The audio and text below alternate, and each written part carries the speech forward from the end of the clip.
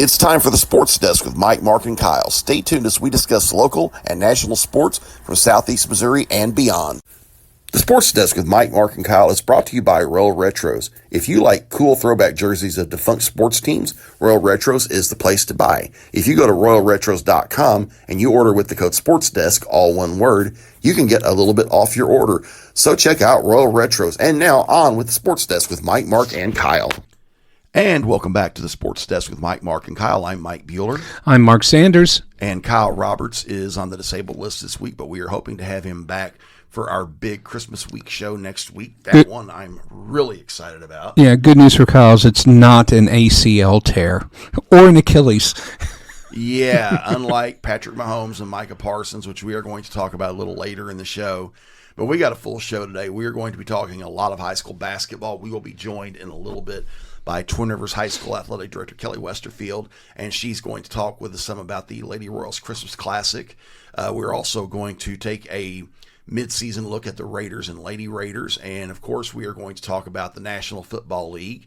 But right now we are going to dive into some high school basketball. I'm going to lead off by giving some props to the Poplar Bluff Mules. They got their first win of the season on Monday night, going over to Saxony Lutheran and getting a nice win to improve to 1-2 on the season. Congratulations to Will Durden and his guys. I believe they are headed to the Route 66 shootout coming up. Let me see here. Scroll down. Mark's looking at his computer screen. Yeah, the Route 66 shootout, they are playing on Friday. They are playing Capital City out of Jefferson City. Oh, here we go. So they are off to, a solid start. And then they are playing Northwest out of Cedar Hill the next day at that shootout, which is in Waynesville, Missouri. And that's always a good tournament. And then the Mules, dive into the Poplar Bluff basketball showdown right after Christmas. That's going to be a fun one to watch. Oh, yeah, that's always a good tournament. We'll look forward to maybe you and or I covering a couple of those games for the local media, and we're certainly going to talk about it. Probably our first show of the new year. Actually, one thing that's really cool, if everything works out, we are hoping to be joined next week by Poplar Bluff High School Assistant Principal Corbin Clark. Corbin is a former basketball coach. He still knows the game inside and out, and a bit of cool trivia, guys, and a coming full circle moment. When I was sports editor in Kennett, Missouri back in the late aughts, Corbin was a high school kid and was one of my freelancers, and he has now come full circle, making the transition from freelancer to high school assistant principal, sitting in the chair of Howard Garrett and Jim Daniels at PBHS. Oh, man, those are some names I haven't had to think about in a few decades. That does bring back a few memories. Doing some more shout outs. The Lady Mules are playing, since we're going to be on the air Thursday, they are playing tonight against Cape Notre Dame. They are 2-1.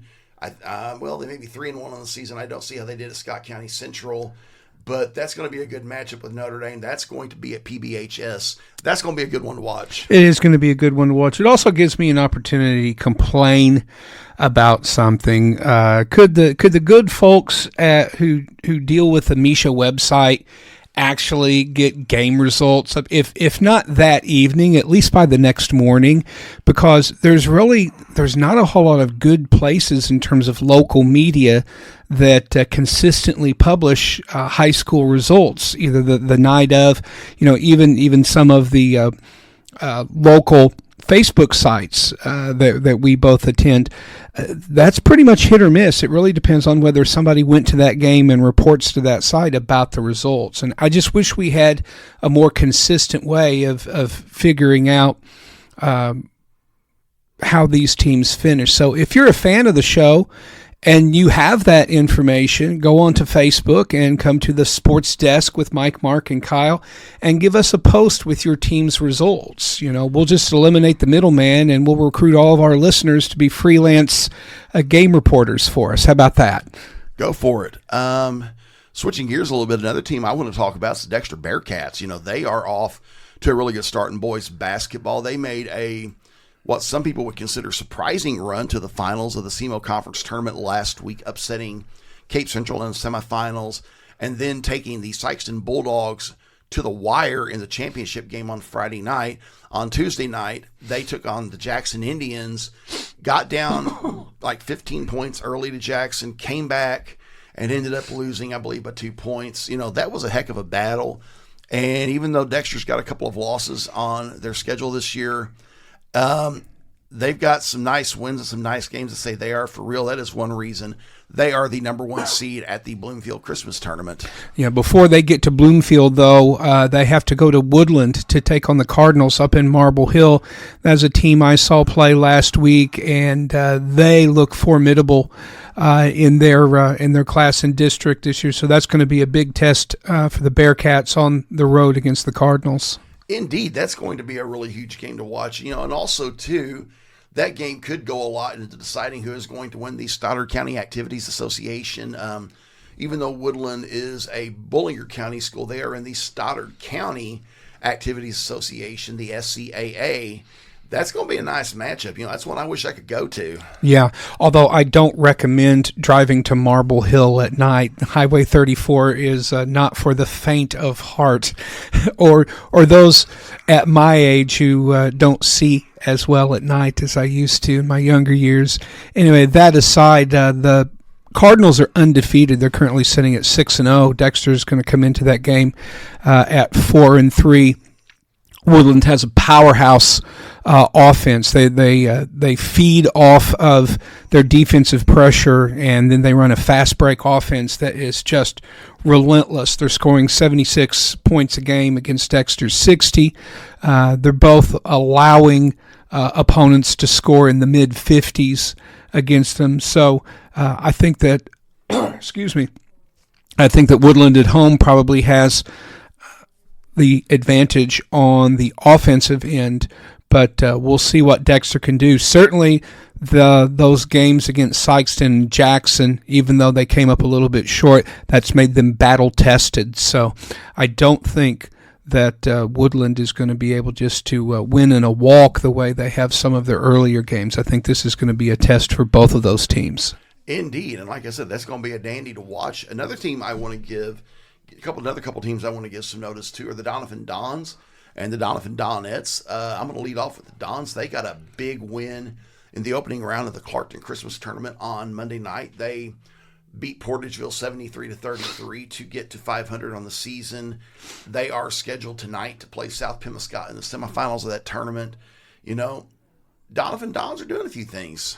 Yeah, I think Hunter Dilbeck is doing a really good job with a young team. They lost their senior leader, Emmett Jones, to graduation last year, and so they've got they have a few seniors left up in that lineup. Tyler Lowry has really stepped up to take Emmett's place as far as one of the leaders on the court and in the locker room. Blake Lewis has also stepped up and is scoring a lot of points. But when you look at that roster, there's a lot of 9th and 10th graders, a lot of juniors on that team. So, I should also mention. If I'm talking about seniors, I can't overlook Corey Haygood, who is one of their top scorers on the team. So they've got good senior leadership. They've got a lot of younger up and coming players, and I think that this is a team that can really develop over the course of a season to maybe compete in the postseason. Indeed, and they are going to be at Bloomfield coming up next week as well. That's going to be. I don't remember their matchup right off the top of my head. We're going to talk a lot about the Bloomfield Christmas Tournament next week. But, that I want to say that I think the Dons could be one of those upset special teams. Yeah, that would be really fun to watch. I'll tell you this, regardless of the final score, those boys play hard. I mean, you are not going to get an easy game against them. Even if they're down by 20, they don't give up, and they play hard through all 4 quarters. And that leads us to the Doniphan Donettes, who, gosh, imagine that, are 6-0.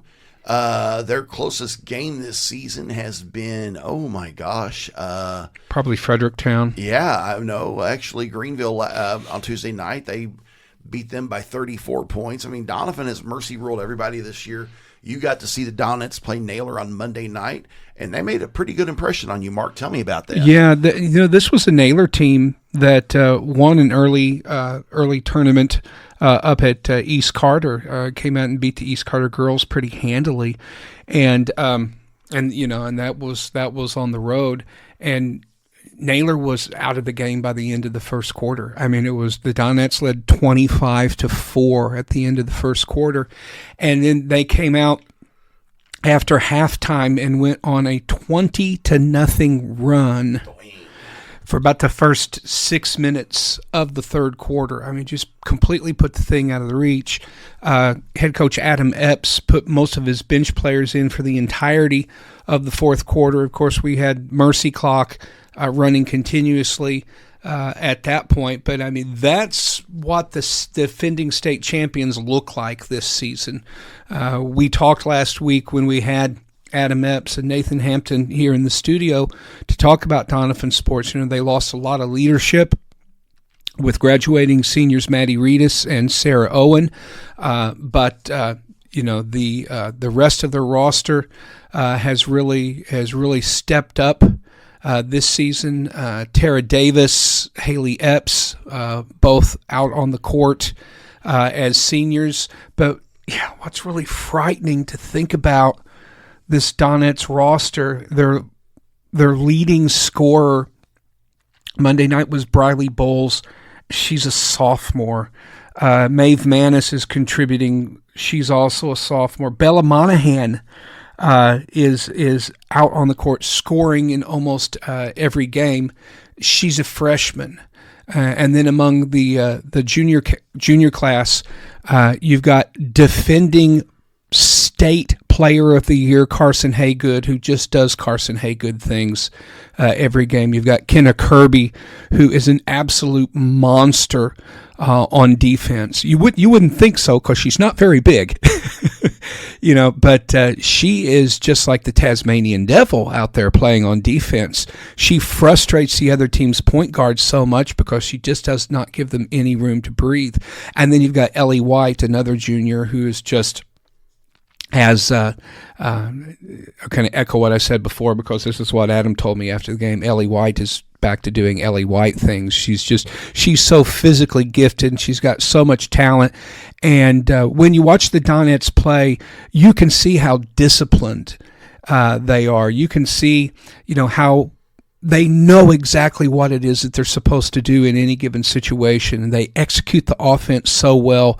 Their defense is stifling. I mean, it's easy to say, hey, defending state champions, they've got a chance to go in the playoffs here. But to tell you the truth, I think they have a chance to do better than they did last season because most of the team, especially their starters, are part of that starting lineup that won it all last year. So I see no reason why they couldn't do it again. They're just an amazing team to watch. If you get a chance to see the Donettes play, you won't be disappointed. Indeed, and we're going to talk a little bit more about the Donettes in a bit because they are the number one seed at the Lady Royals Christmas Classic, which tips off this evening at Twin Rivers High School down in Brosley. And when we come back, we will be joined by Twin Rivers High School Athletic Director Kelly Westerfield here on the Sports Desk with Mike, Mark, and Kyle. This is Three Rivers men's basketball coach Robert Kirby, and you are listening to the Sports Desk with Mike, Mark, and Kyle. And we are back on the Sports Desk with Mike, Mark, and Kyle, and I am joined by Twin Rivers High School Athletic Director Kelly Westerfield. Kelly, welcome to the Sports Desk. Thank you. You've got the Lady Royals Christmas Classic coming up. It starts on Thursday. That is one of, not just one of the best, girls basketball tournaments in Southeast Missouri. I think it's one of the best in the state. And I'll let you tell me about that real quick. Well, I appreciate you saying that first off. It's a tournament that was started by Jeff Walk back in the late 90s. And I was fortunate enough to be able to come back and work with him for 5 years before he left us and went to coach at Three Rivers College. And then I've been a part of it for, I think, 22 years now total in some aspect. And we just really enjoy bringing all these people in, being able to, work with them, being able to visit with coaches and ADs on a different level when it's not always competitive and get to know each other. And it's a really good time. It is. One thing I've noticed about this year's format is you're spreading the first round over 2 days. You're playing, 4 games on Thursday evening. You're playing the other 4 on Friday evening. I thought I think that's kind of a nice change of pace. Tell me about that. Well, the reason is normally in a normal year we try to do the first round on Saturday and everybody plays on Saturday and gets the first round under their belt. This year, the way that the break fell, we if we started on Saturday, we could not get it in before Christmas Eve, and we don't like to play on Christmas Eve or Christmas Day, obviously. And last year, we ended up coming back after Christmas, and it was okay, and we did it, but we kind of put out some feelers back in the spring of, what would you guys feel like if we split the first round over Thursday and Friday? Might mean you have to move some games or something, but and the majority of people were good with that. So we've got it starting on Thursday, getting 4 games in, Friday getting 4 games in, and then that's going to be everybody's first round.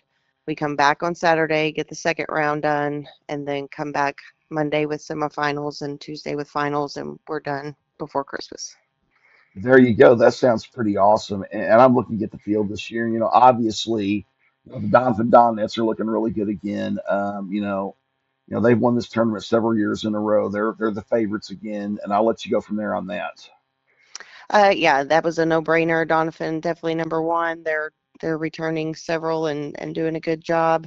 Um, Kennett pulled off the number 2 spot. They're having a much better year than last year. Gained back some players that had left them in the past and gained some that came up from junior high and to add to Elise and her not having to appear like she's doing as much by herself. So they've had a good start to their season. Um, Portageville being the number 3. They lost one player from their team last year, but they're still looking pretty good. And then Neelyville pulled off the 4 spot. That Portageville team's pretty good. I want to say they won a district title last year. I think they made a pretty good playoff run.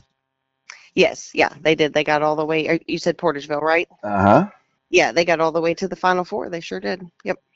Impressive. And Kenny, you were talking earlier, Elise Edwards, is possibly one of the best players in the entire state. Has won the SEMO Conference Player of the Year 2 years in a row. That's some pretty nice star power to have there.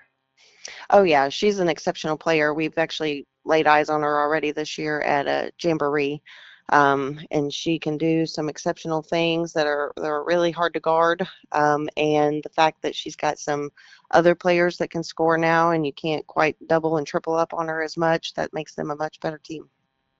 Indeed. And, another thing I've noticed looking at the field, you've got a couple of Arkansas teams that are making a trip up from Clay County, and Rector and Piggott. They're going to be coming up Highway 51 to join you guys this year. Yeah, so Piggott has been in the tournament in the past. They just weren't in it last year. And so we're glad to have them back to fill the spots because last year we only had 14 teams and we didn't have it full. And it's okay, but it's just not as good as when you've got all the 16 spots filled.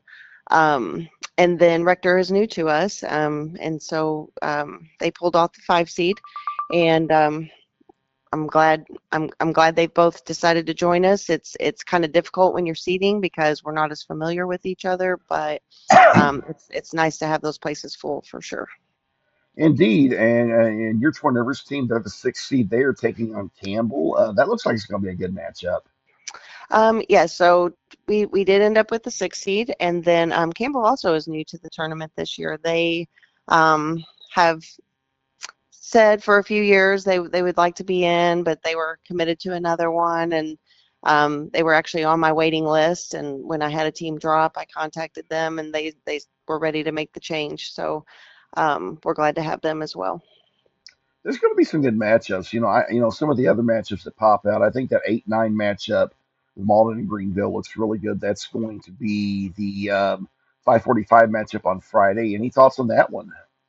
Yeah, I do think that'll be a good matchup. That one could go either way for sure. I've seen Greenville at the Lady Dog Classic, and they've got a good team that hustles really hard and works really hard, and they've got some players that can get hot and put up a lot of threes and score.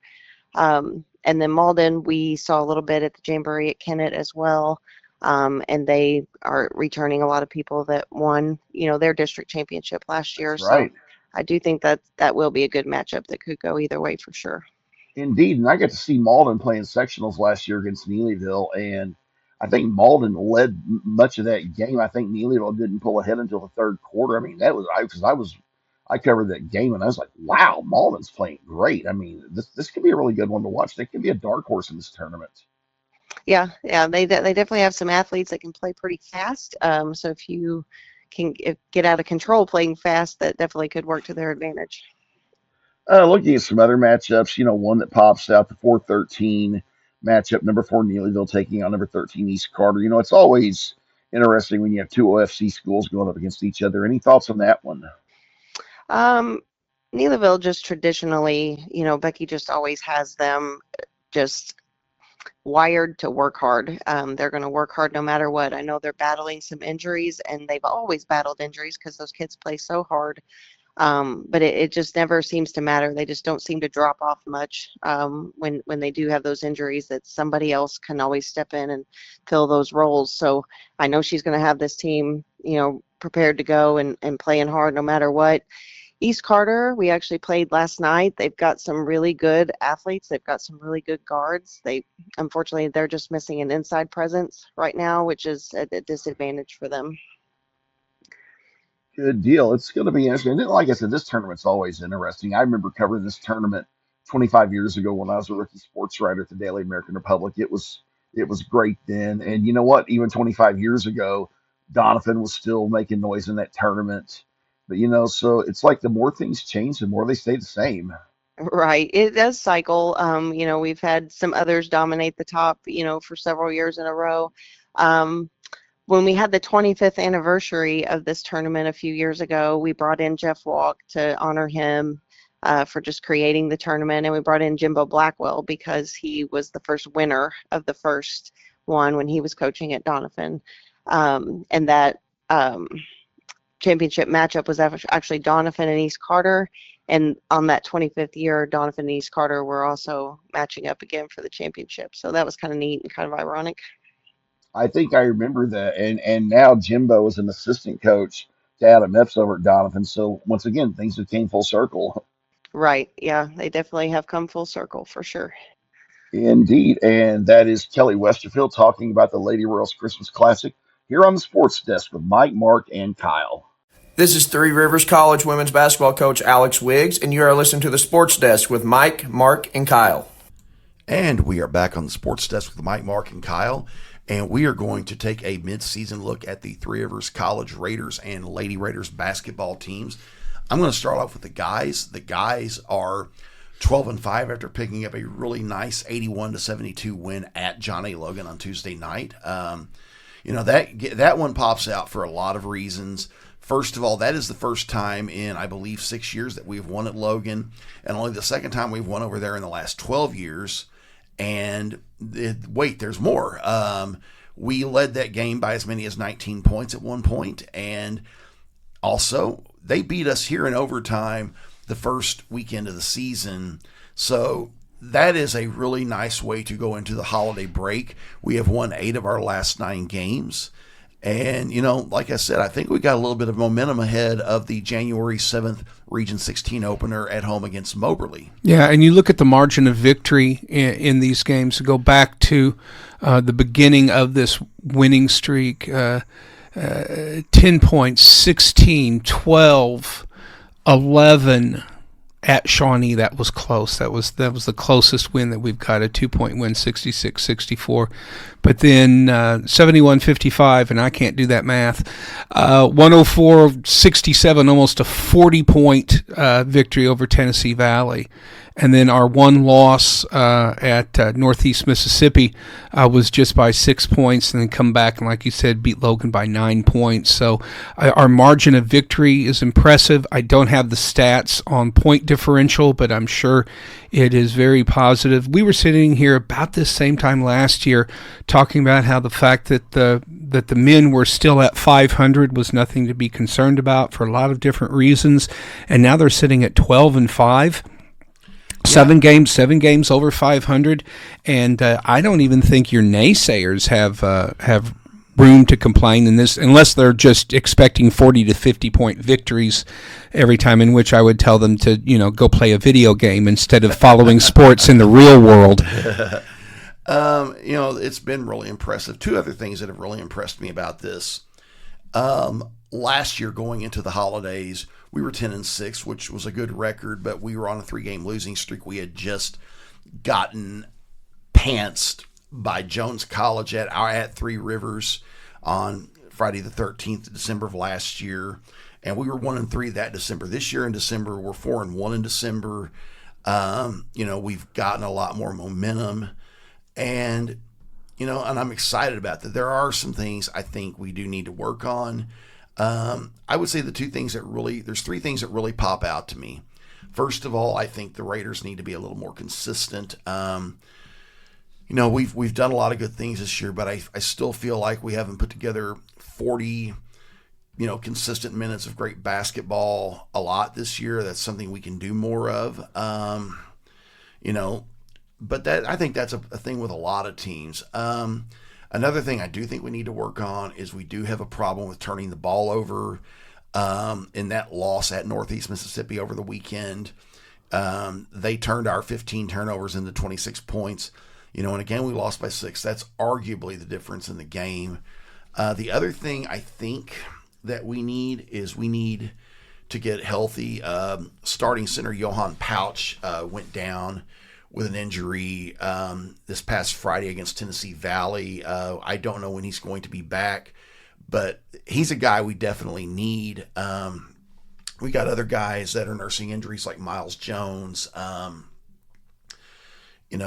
Alan Stoddard has, not got to play a lot this year with a foot injury that, I think he's been battling for a while.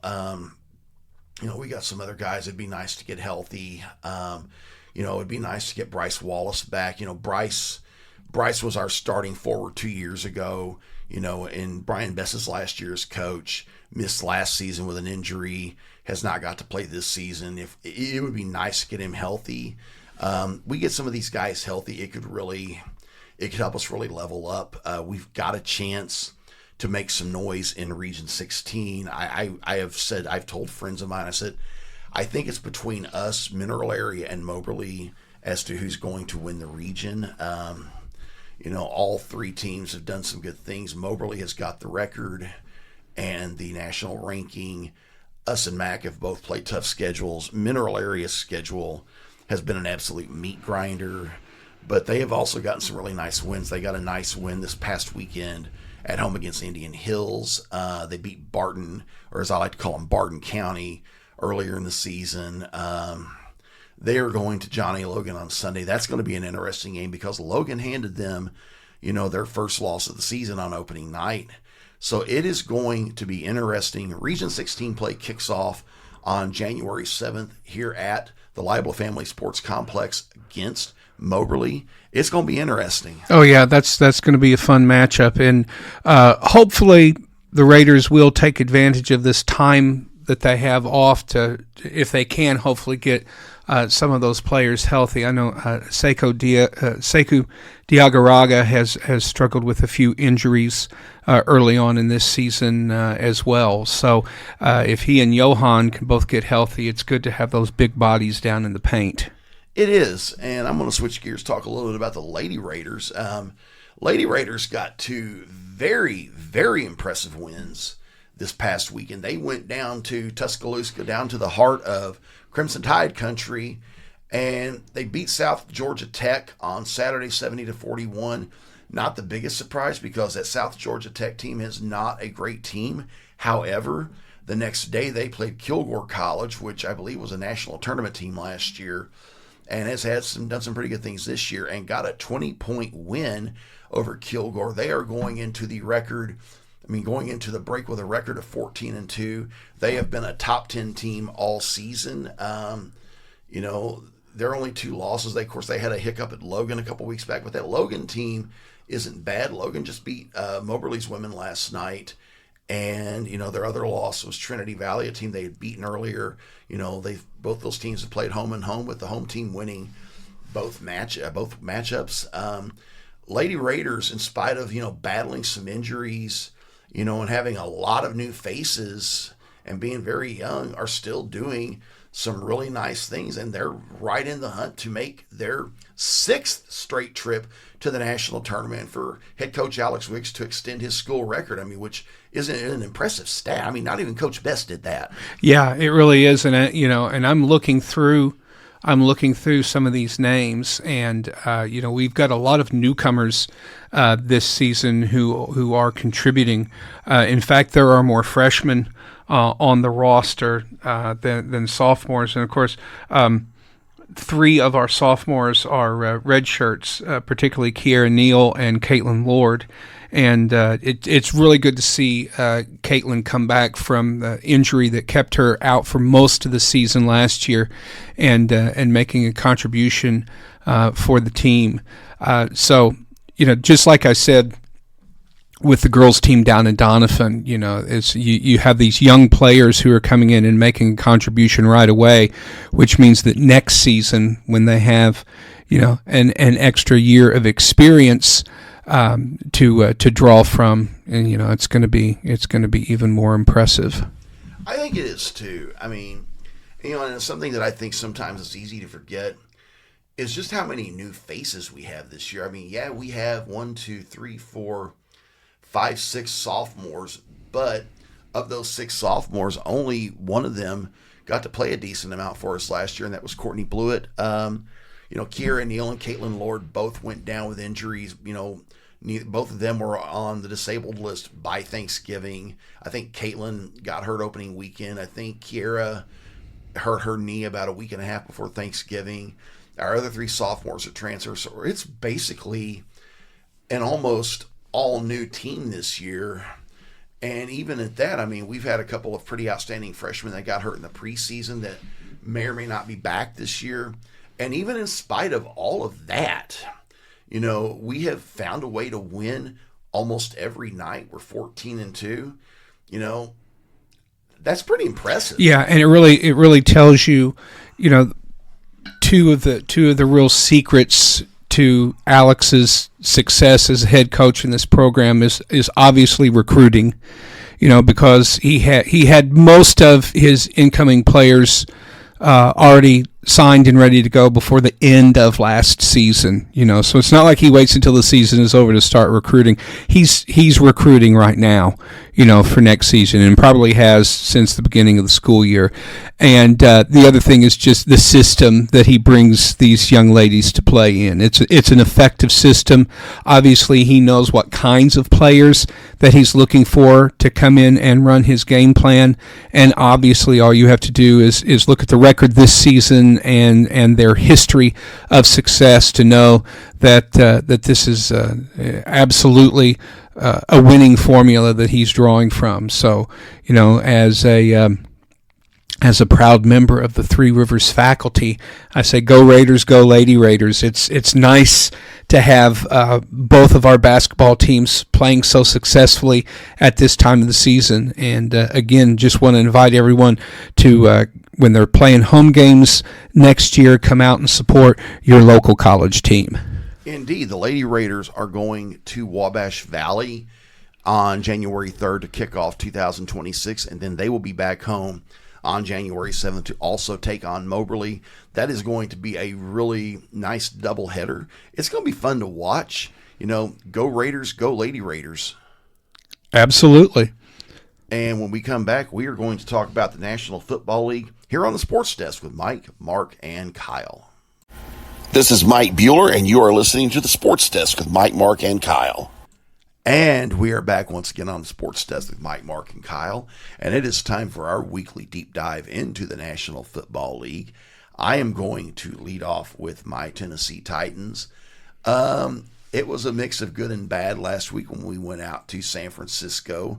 Well, actually, Santa Clara. I still want to say that we played at Candlestick, and we didn't. No, Levi Stadium. That's right. The Gene House. And the good news for the Titans, our offense played really good. Cam Ward had another 2-touchdown game. Tony Pollard ran the ball really well, his second game in a row.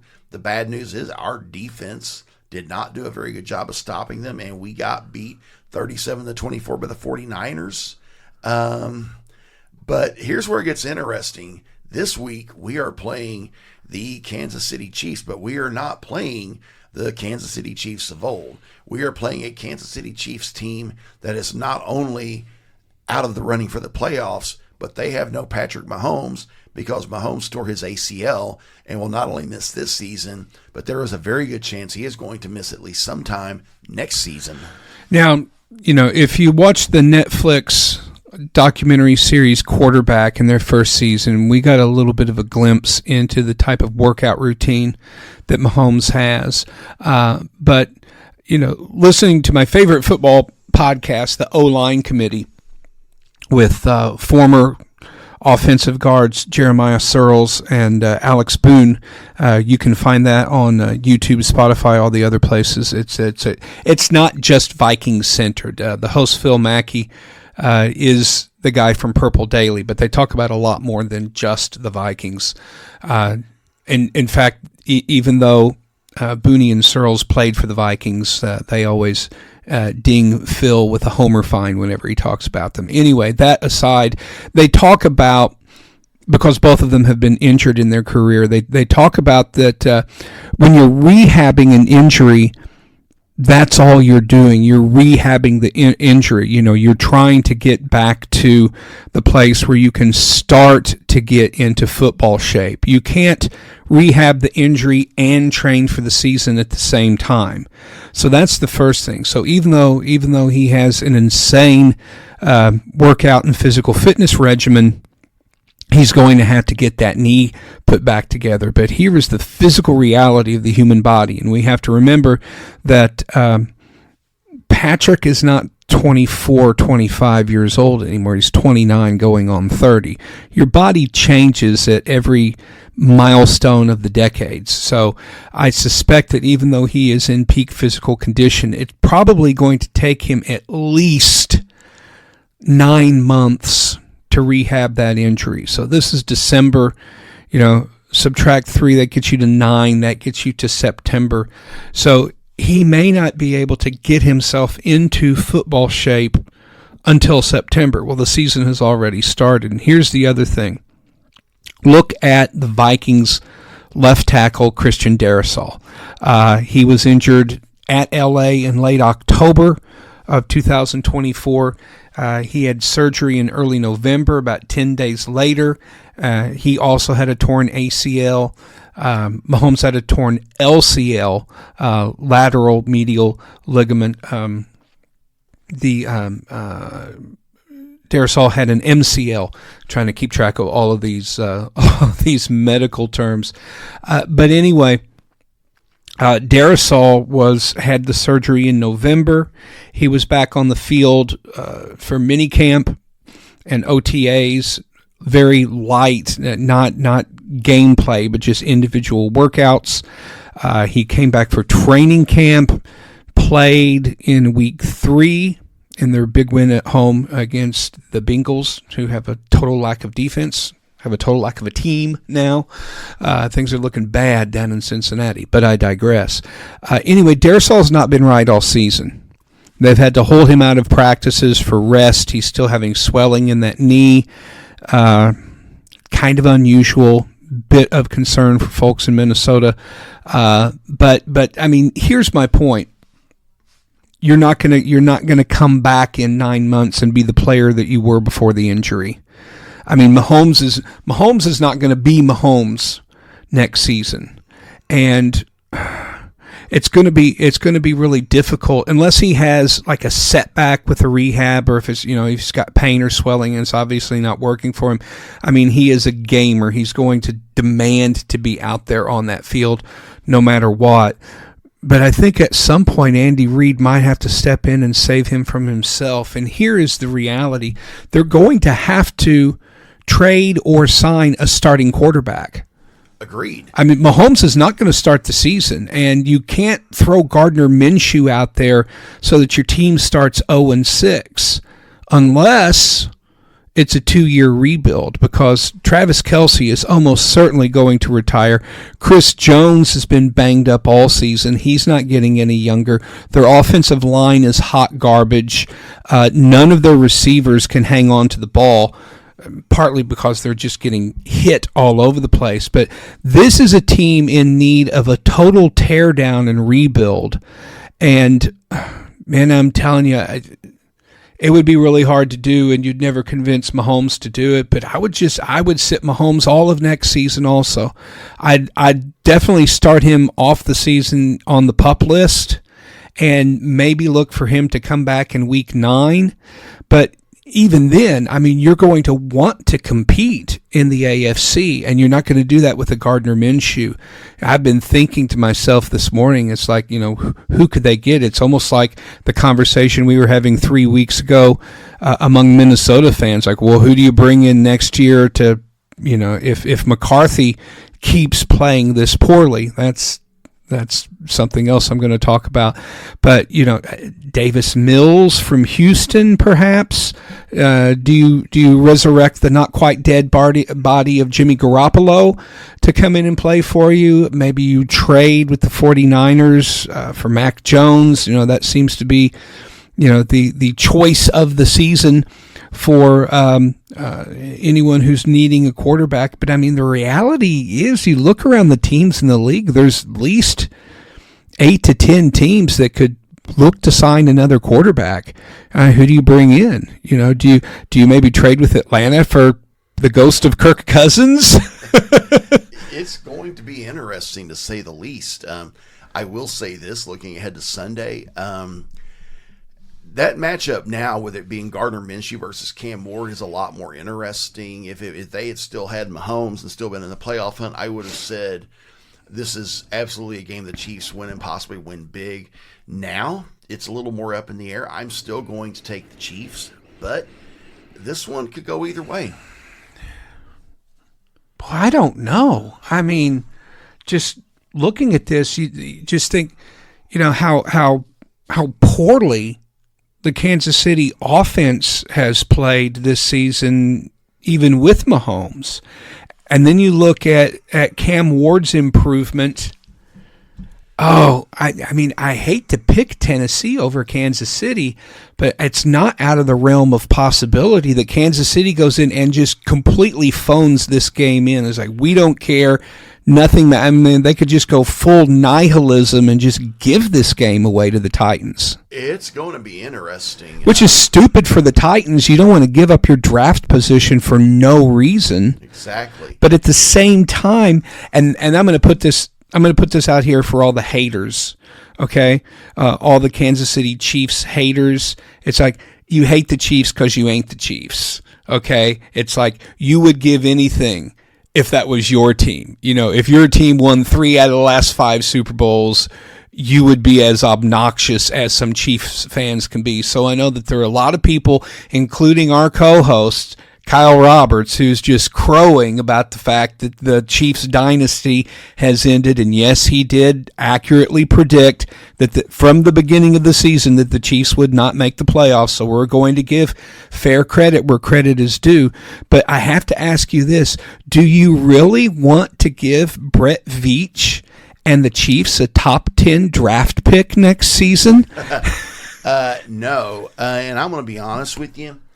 Like I said with the Titans, the good news is, yeah, our offense has improved, which is great. Bad news is our defense still ain't that good, and I think our defense may be bad enough to not be able to stop Gardner Minshew. That's why I am taking the Chiefs in this one. Yeah, I think you've talked me into it. I mean, Minshew was trying to make something happen late. That was a desperation pass. I think having a week to get all of the snaps with the number one team. I think probably what's going to happen is you're going to see a scaled down Chiefs offense that's really going to rely on the run. They're going to feed that ball to Pacheco and Kareem Hunt. And I think they're probably just going to try to run it down Tennessee's throat. And since their defense is so porous, I think they'll probably have enough success. Plus, the Chiefs' defense is still strong. And I think Spagnuolo is probably going to want to make a statement like, hey, we may be out of the playoffs, but we're still the Kansas City Chiefs. So they're probably playing for pride this weekend at Tennessee. I think that's a good call, and we're going to switch gears, talk about the Minnesota Vikings. And guess what? Mark's Minnesota Vikings went down to Texas and got a really nice win over the Dallas Cowboys, putting the Cowboys playoff chances on the ropes, if not life support. The Cowboys now, the only way they can make the playoffs is if they win out and the Philadelphia Eagles lose out. If that does not happen, the Dallas Cowboys are going to be sitting on the couch watching the playoffs this season with the rest of us. But Mark, J.J. McCarthy had a good game. I know that's got to make you feel good. I'll let you go from there. Yeah, it makes us feel great. Since KOC decided to stop harping so much on his mechanics and just let him go out there and play and say, look, just make good decisions. He's looked like a completely different quarterback. Now, I don't pretend to understand all the ins and outs of how the physical mechanics of being an NFL quarterback are different from being a college quarterback, and we talk about this all the time. But I do want to say this: it takes rookie quarterbacks 2 years to develop in this league. All right, now JJ's played 7 games now this season, and the people who are ready to discard him after 5 mostly poor performances are, forgive the terminology, imbeciles, morons, idiots. They don't know anything about football. All right. Chris Collinsworth made a great point about how McCarthy's mechanical issues are almost identical to those that a certain Josh Allen exhibited in his rookie season up at Buffalo. In fact, there were a lot of Buffalo fans who were like, I can't believe we drafted this guy. He's just terrible. He can't play. Well, guess what? After a couple of seasons of experience, he figured it out. And I think one of the things that we're seeing is that McCarthy has the mindset to succeed as an NFL quarterback. He's going to figure out the mechanics. He's going to figure out the touch passes, but he definitely has that it factor. And I'll tell you what, I'm going to be a little bit critical of our head coach for a different reason. Telling him not to do the gritty on that bootleg run that he ran into it. Do the gritty. Do it every time, man. Be who you are. It's like, this is a team that is just desperate for some fun. It's like, because the way that the Vikings lose is just miserable. Last second field goals like that loss at home against Chicago. You took the lead and you couldn't make a tackle on a kickoff return. It's just these gut punching, nut kicking losses time and time again. And just seeing JJ out there grinning and having fun, and doing a dance in an end zone on a walk-in touchdown. It's like, it's as good as I've felt as a Vikings fan. They're going up against the New York Giants, who have completely checked out of this season. They are absolutely vying for the top draft pick. I think Jackson Dart is likely to be out this week. He was in concussion protocol Famous again. Jameis time again, y'all. Well, the Vikings are going to feast on Jameis Winston, I think. There's another name that we could move to Kansas City. It's like, just put Jameis Winston out there until he's healthy. Gosh. No, there's no way that Andy Reid is going to do that. But yeah, I think given the performance of the Vikings in all 3 phases of the game against Washington and Dallas, I think that they should be able to go on the road and beat the Giants. And frankly, if they don't, if the Giants somehow upset them, it's bad for the Giants and good for the Vikings in terms of draft status. If the Vikings lose, I hope it's because their defense fails and not because JJ reverts back to his earlier form. And I don't expect to see that happening. I think that they've had enough success with running the ball and allowing McCarthy to make good decisions with a high rate of success. I think that's going to result in another good game for the men in purple. Indeed, it's going to be interesting. And I also want to say a little bit about the Los Angeles Rams, since we don't have Kyle here this week to do it. The Rams are coming off a really nice win over the Detroit Lions. That's a good win. The Rams are still right in the hunt to get back to the Super Bowl. They are going to Seattle tonight, I believe, and that's going to be an interesting game. They're tied for first in that division. The winner of that game could very well be the number one seed out of the NFC. That's going to be interesting. I think the winner of this game wins the NFC West and also ends up as the number one seed. Now, a few weeks ago, I would have picked Seattle to win this game at home, but Seattle looked fully mortal against the roadkill that the Indianapolis Colts have become this season. All props to 44-year-old Phillip Rivers. By the way, I'm 57. I'm just 13 years older than Phillip Rivers. So yeah, the Colts managed to get Phillip Rivers out of the Gentleman Waste, and he almost got him an upset. Yeah, but Seattle wasn't able to score a touchdown in that game. They won that all on field goals, and you're not going to beat the Rams with field goals. And Sean McVay absolutely knows how to beat Sam Darnold. And the only way that the Seahawks are going to win this game at home against the Rams is if Darnold just completely balls out. And I won't believe it until I see it, and all things being equal. And again, you look at last week, just how the Rams completely manhandled the Lions, and the Lions take pride in their ability to out-physical their opponents. They're just going to go out there and they're going to just punch their opponent in the face until they give up. And the Rams turned the tables last week on the Lions, who are in real danger of not even making the playoffs, which is just stunning because they're absolutely a playoff quality team. But, they have had a really unfortunate season in terms of losing games that they should have won and not winning games that they needed to win, like last week against the Rams. Indeed, it's going to be interesting to see who makes the playoffs, and then once the playoff field is set, who makes some noise. That's going to lead us into our lightning round. I'm just going to read off picks real quick in addition to the ones we've already made. I am taking the Eagles over the Commanders. I am taking the Bears at home over Green Bay.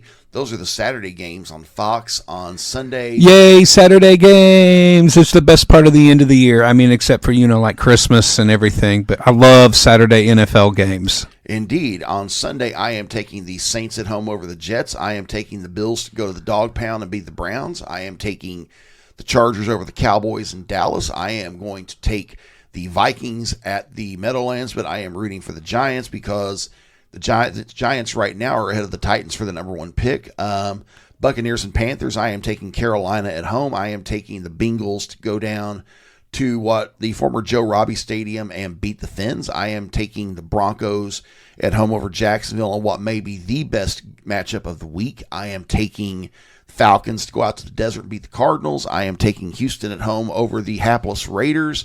I'm taking the Lions at home over the Steelers. I am going to take the Patriots to go into Baltimore and beat the Ravens. And I am going to take the Niners to go into Indianapolis and beat the Colts, although that is going to be interesting. Yeah. I'm going to go back over these a little bit more leisurely. It's like I'm not sure that I followed all of those picks, but yes, Eagles over the Commanders. And of course, when the Eagles beat the Commanders on Saturday afternoon, that will eliminate the Dallas Cowboys from playoff contention, which is one of my favorite things that happens in the NFL season. I am also going to pick the Bears to beat the Packers. I think the Packers are going to have a real letdown in the aftermath of losing Micah Parsons. I really do think that they thought that he was the missing element in getting them back to the Super Bowl, and that may actually be true. And the Bears came so close to beating the Packers on the road, and now they're going to be playing at Soldier Field. And oh my goodness, it is going to be an absolute insane asylum there in Chicago. That's going to be such a great game. The Bills are going to beat the Browns. By the way, something I wanted to mention earlier when we were talking about Kansas City. I think one of the changes that you're going to see in the offseason is that they're going to release Matt Nagy as their offensive coordinator. The offense has really underachieved the past few seasons under his leadership. And Cleveland is almost certainly going to fire Kevin Stefanski as their head coach. And I think it's a very high possibility that Kansas City will hire Stefanski as their OC shortly after that. Another possibility would be that if the Dolphins release Mike McDaniel, I think that McDaniel could go to Kansas City and have a lot of success as their OC. So those are the two names that I'm going to be looking for to replace Matt Nagy on the offensive side of the ball up in Kansas City. That's going to be interesting, and those are some guys that could also end up leading the Titans, and that's something we can talk about in a few weeks once we get into the NFL offseason, because that's going to be interesting. Yeah. Go on. The Chargers are playing at Dallas. Again, the Chargers are just beat half to death right now, but it is the Christmas season, so let's harken back to those fond memories of Nakatomi Plaza. L.A. is just like John McClane. Trails, Jerry. It's you can knock them down, but you can't knock them out. Again, I have a low confidence in picking the Chiefs over the Titans, but again, the Titans would just be shooting themselves in the foot to win that game and set themselves back in the draft order. Of course, that would be like the most Titan thing for them to do, wouldn't it? Sadly, yes. The Saints, who actually look okay. I mean, yeah, they're 4-10, but I mean, we didn't expect the Saints to win a game all season. And Tyler Shuck looks like he might actually have a future at quarterback in New Orleans, and that would be great for the Saints. If they actually had a starting quarterback, at least for the next couple of seasons. Already talked about the Vikings over the Giants.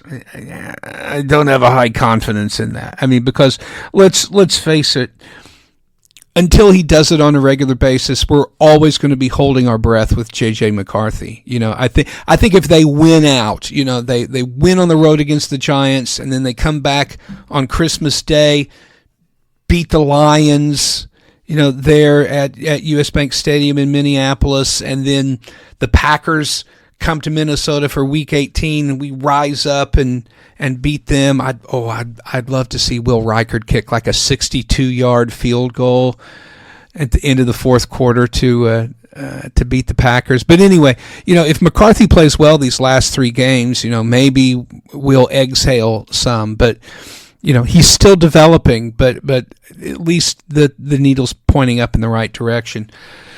We have a battle to see if anyone actually wants to win the NFC South. Tampa Bay goes to Carolina. Now, again, a couple of weeks ago, I would have picked Tampa Bay to win this easily. This is absolutely a coin flip game. I have no idea who's going to win this game. Either one of these teams could win it, should win it. Who knows? I'm going to go with Carolina because I think Tampa Bay is actually going to win. So I'm going to be counterintuitive on that. The Dolphins at home are going to beat the Bengals. Joe Burrow is completely uninterested in playing football anymore, and at home Tua is going to generate enough offense to beat the Bengals' non-existent defense. Boy, Jacksonville at Denver. I wish that game were in Jacksonville. That's going to be a dandy. Yeah, I wish that game were in Jacksonville. I think I give Denver the edge because they're at home, but don't be surprised if Trevor Lawrence goes into Mile High and just balls out. I think that's going to be a shootout. Denver's not going to be able to rely exclusively on their defense. Bo Nix is going to have to step up and score points against the Jags because I really do believe that that Trevor Lawrence is going to have another good day. Can we somehow eliminate the Arizona Cardinals from the National Football League? They're just a perennially terrible, terrible franchise. The Falcons are going to go in and beat the Deadbirds. Detroit and Pittsburgh have the same record. No one could have predicted that. Detroit's going to win at home against Pittsburgh. There's no way Detroit goes out at home and loses to Aaron Rodgers. There's just no way that happens. Houston's going to beat the pants off the Raiders. The Raiders, like the Jets and the Cardinals, do no longer qualify as a professional football franchise. New England goes to Baltimore and takes care of business. Baltimore is just not the same team. That's another team that needs a rebuild. Is Derrick Henry even playing anymore this season? Yeah. Yeah, well, I mean, he's not playing very well. I never see his name in the stat sheet. The 49ers... He's got over 1,100 yards rushing and 10 touchdowns. Well, it's not enough to win them more than 7 games. I mean, all credit to Derrick Henry. Obviously, he's a Hall of Fame running back, but I think he's fallen off that age cliff this season. And then next Monday, the Niners go in and beat the Colts. The Colts just don't have enough firepower. And San Francisco has had like the quietest 10-4 season thus far. It's still mathematically possible for them to win the NFC West and end up as the number 1 seed in the NFC. Most people would have never predicted that, including myself. I figured with all of San Francisco's injuries and all of the players that they let go that this was going to be a rebuilding year, but evidently I was wrong about that, as I am about so many other different things. So that is a look at the week ahead in the NFL. Let's take a quick look at the standings, especially for playoff seeding, if you don't mind. Denver has already clinched a spot in the AFC playoffs, as have the Los Angeles Rams. Let's stay in the AFC first. We've got the Patriots, Jacksonville, Pittsburgh, and the New England, Jacksonville, and Pittsburgh are the rest of your division leaders, and then your 3 wild cards are the Chargers, the Bills, and the Texans. I don't see the Colts or the Ravens winning enough games combined with any of those wild card teams in the AFC to change that. Now, the order of the wild card teams might change, but I think the top 7 in the AFC are probably your AFC playoff teams.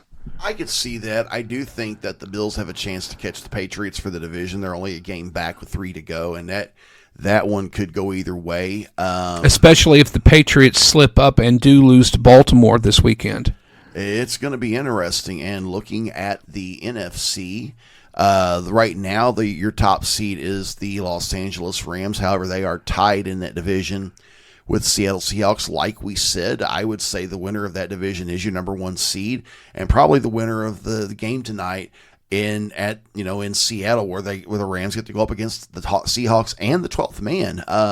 Looking at the rest of it, the Bears are in good shape to win that division, though they are only a half game up on the Packers. They're 2 up on the Lions, so that one's not decided yet. Philadelphia is probably going to win that division by default. Mm-hmm.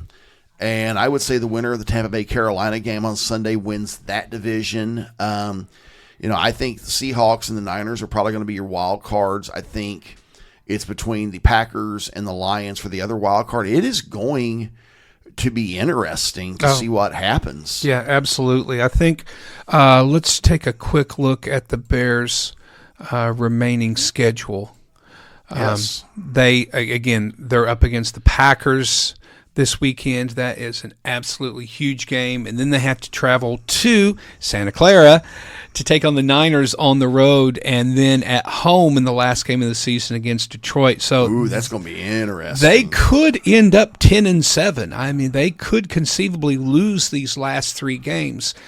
I don't think that they will. If Detroit loses at Minnesota, they may be out of the running by the time we go. So that last game between Chicago and Detroit may actually be meaningless. I don't know necessarily that it will be, but there's definitely a possibility that could happen. In the meantime, Green Bay's last 2 games are against Baltimore and Minnesota, and so they're going to be favored in those last 2 games, whereas Detroit... Give me just a moment to click around here. Detroit has games at home versus Pittsburgh, on the road against the Vikings, and on the road against Chicago. So it's amazing to say, but the Vikings are actually the team that will have a lot to say about who wins the North and goes to the playoffs. If they win their games against Detroit and Green Bay, things could get really interesting in terms of the playoff seeding. But just looking at it today, I think the Bears are going to make the playoffs. The Eagles have that division sewn up.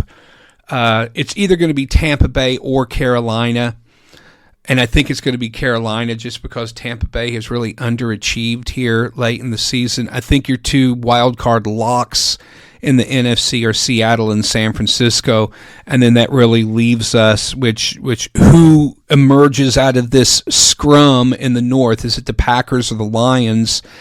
And I think I'm going to give the edge to the Packers. I think the Packers have a slightly easier schedule than the Lions do. The Lions essentially have to win out, while Green Bay has a little bit of margin for error. It's possible that Chicago could lose its last 3 games and Green Bay win its last 3. I know the North is really the place to watch. And again, even though the Vikings are eliminated from playoff contention, they still have a voice in who actually makes it in. So, this has just been, as an NFL fan in general, even though my team and your team haven't done really as well as we had hoped, but it's a wide open playoff season. There's no way to tell who's even going to make it to the Super Bowl. And yeah, the Rams and the Broncos and the Patriots, all look really good, but none of them are guaranteed to even get to their conference championship, much less to the big game. So I think as far as football fans, this season has just been tremendous to watch. Parity, and lots more parity. And on that note, that is going to be our show for this week. We're going to have a full one next week, so make sure and come back then. I'm Mike Bueller. I'm Mark Sanders. And on behalf of Kyle Roberts, you have been listening to The Sports Desk with Mike, Mark, and Kyle.